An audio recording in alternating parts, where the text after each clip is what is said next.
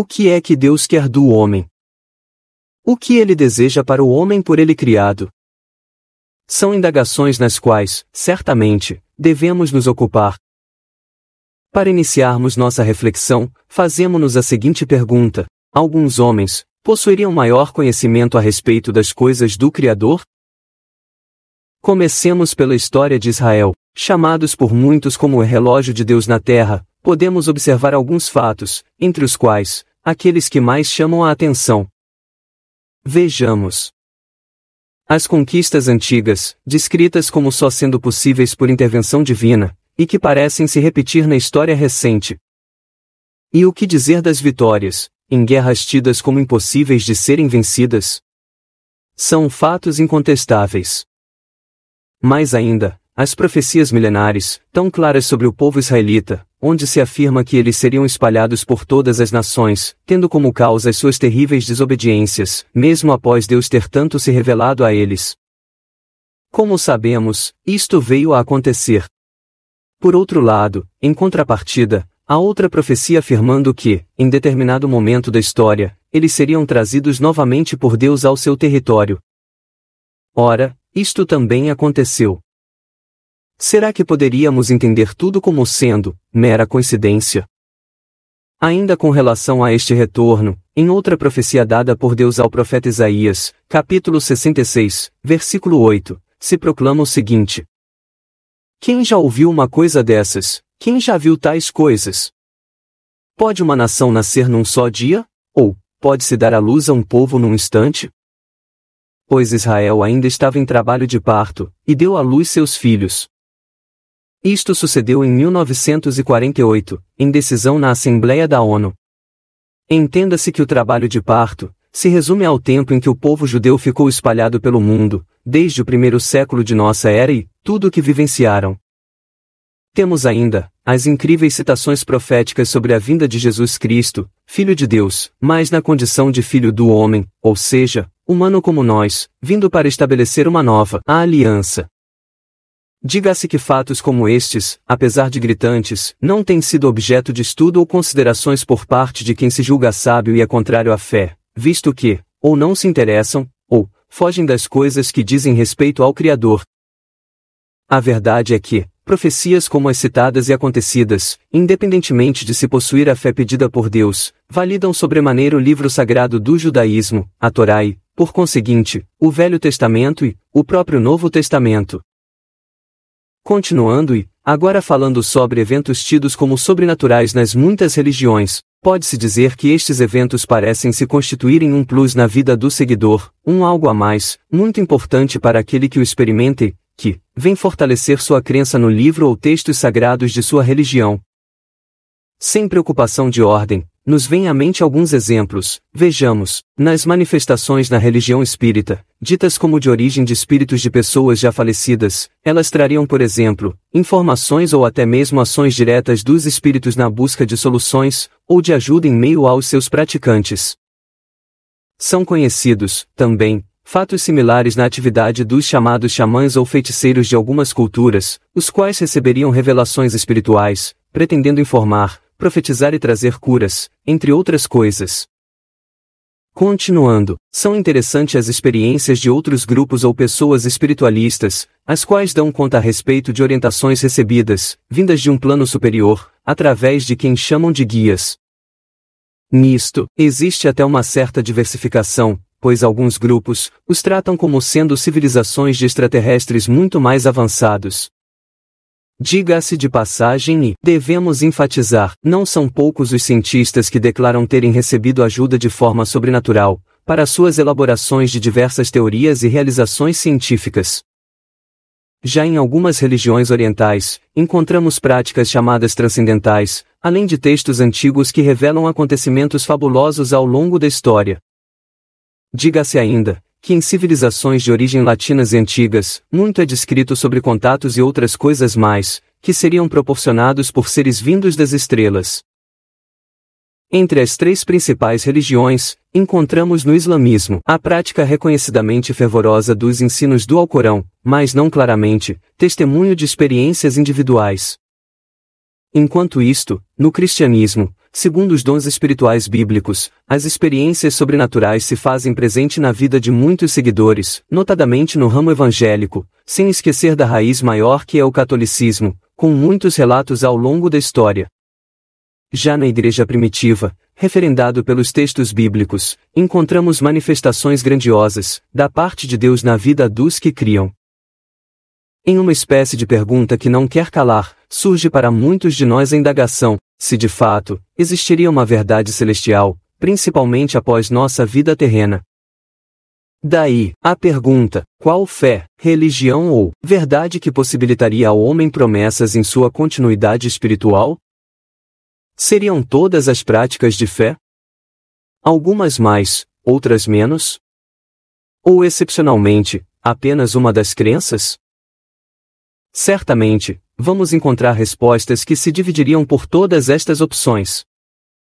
Diante disto, caso acreditemos ou queiramos acreditar em um caminho verdadeiro, o que devemos fazer?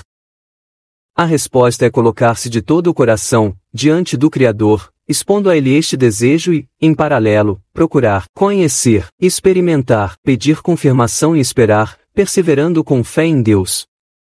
Ele é quem promete, dizendo, e buscar-me-eis e me achareis quando me buscardes de todo o vosso coração. E, também para refletirmos, vem a pergunta, dentre as religiões, qual seria a mais radical? Registre-se que não estamos nos referindo ao radicalismo que resulta em terrorismo, fruto de ação diabólica. Aqui estamos falando de radicalismo quanto aos pontos essenciais de uma fé.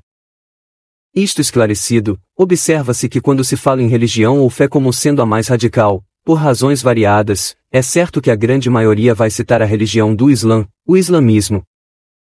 Porém, ao analisarmos alguns pontos, vamos constatar que, na verdade, o verdadeiro cristianismo é que tem muito para ser a fé mais radical de todas. Vejamos, a mais radical só poderia ser aquela, cujos pontos essenciais da fé mais parecem loucura, diante da sabedoria e do entendimento humano. Basicamente, quais são estes pontos essenciais? Vamos começar pela afirmação do cabeça da igreja, Jesus Cristo. Ele diz: Eu sou o caminho, a verdade e a vida, ninguém vai ao Pai, Criador, senão através de mim. João 14, versículo 6. Ora, esta afirmação deixa muito claro que não existiria outra verdade, ela é a única. Também, não existiria outro caminho para se chegar a Deus, ou ter a vida eterna na presença dele. Diante desta afirmação, o famoso dito popular dizendo que são muitos os caminhos que levam a Deus, cairia totalmente por terra. Jesus foi anunciado como o Filho unigênito do Criador, ou seja, o próprio Deus que veio à Terra, na forma e na condição de homem, sujeito às mesmas coisas, nascido de uma mulher virgem que engravidou por ação do Espírito Santo, uma das 3 pessoas da Trindade cristã. Entre outras coisas, também se proclamou que ele estava vindo como o Cordeiro Santo, homem puro, sem o pecado original, visto que não foi homem quem o gerou e que também não iria pecar em seu período de vida. Assim, seu sacrifício satisfaria e retiraria a ira do Criador sobre aqueles para quem tinha vindo, os judeus. Jesus foi rejeitado pelo seu próprio povo, e este povo conhecia a seu Deus, tinham como prático o livro sagrado do Torá. De nada adiantou verem e ouvirem tudo o que ele proclamava e os milagres que realizava. Agora, vejam só, esta rejeição de seu povo possibilitou que fossem convidados todos os gentis para usufruir da graça oferecida, ou seja, estendeu-se este presente merecido a toda a humanidade. Assim, seriam salvos aqueles que viriam a crer, os quais se tornariam herdeiros de todas as promessas do Criador, entre elas, a da vida eterna. Seguramente, não são possíveis de entendimento por nós nesta vida terrena, muito daquilo que, segundo a Bíblia, estão reservados para os que creem. Enfim, seu sacrifício mostra que aqueles realizados na antiguidade, com o uso de animais puros, eram apenas figuras que retratavam esta futura nova aliança, sendo este sim, o único sacrifício possível para reabilitar o homem diante do Criador, transformando-o em Filho de Deus. Está escrito que os judeus são os ramos originais da figueira, que é Israel, e que nós, gentis, fomos então enxertados na figueira. Diga-se que, como profetizado, os judeus virão a reconhecer Jesus como sendo o seu Messias tão esperado. pelos sinais que já estamos vivenciando, isto estaria na iminência de acontecer. Primeiro, haverá um grande engano com o falso Messias, então, Israel se verá cercado por exércitos de diversas nações inimigas, e na iminência de serem totalmente destruídos, Jesus, com a sua hoste de anjos virá em seu socorro, quando ocorrerá o conhecido Armagedon. Como os judeus são os ramos originais e legítimos da figueira, as promessas de Deus, específicas para Israel, permanecem para os seus remanescentes. Agora, após a citação de todos estes pontos essenciais do verdadeiro cristianismo, pode-se mais propriamente indagar: teria razão os que não creem de considerar estas coisas como sendo loucura, sem lógica ou bom senso? É uma boa pergunta, não? Porém é bom sabermos que, para Deus, é a sabedoria por Ele estabelecida para quem deseja a salvação.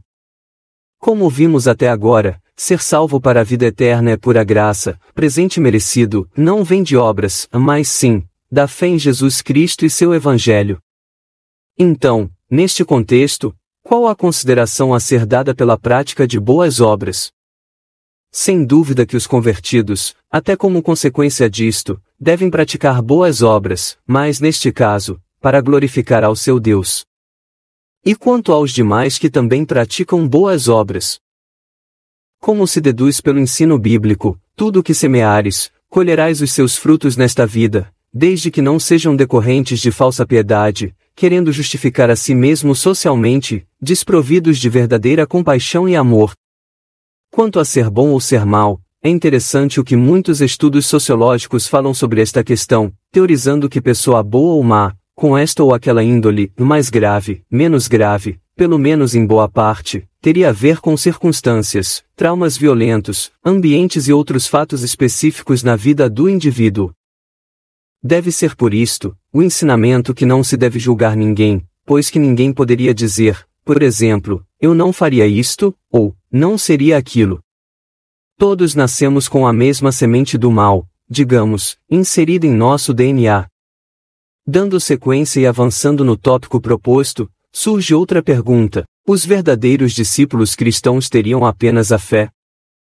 Na verdade, a fé é o mais importante, pois que, sem fé é impossível agradar a Deus, pois, quem dele se aproxima, precisa crer que ele existe e que recompensa aqueles que o buscam, Hebreus 11 versículo 6.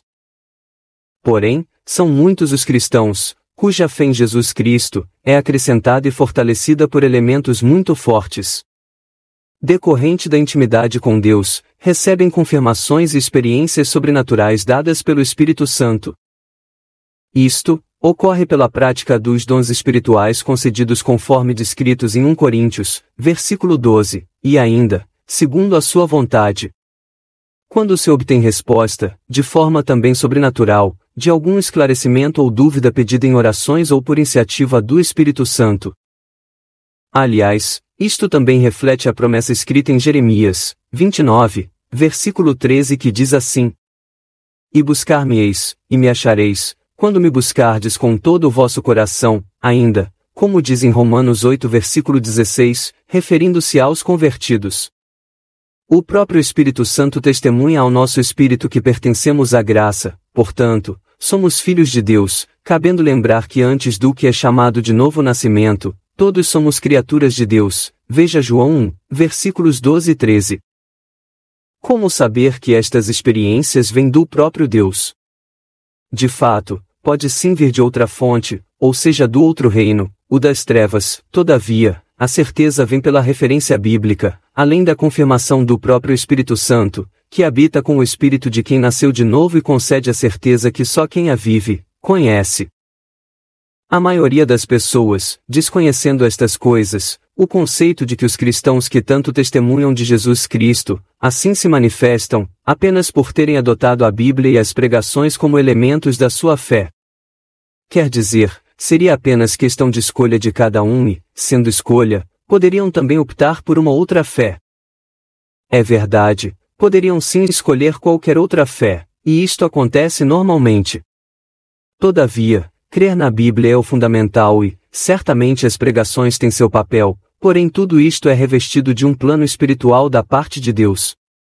Existe uma afirmação bíblica, de todos muito conhecida e expressa pelos da fé, que parecendo simples é de grande abrangência e verdade, diz assim, de forma bem objetiva: Deus é fiel. Esta não é uma afirmação bíblica vazia, mas é reflexo do muito daquilo que Deus concede aos fiéis na intimidade espiritual, como já aqui foi descrito. Continuando, o que falar das intolerâncias religiosas?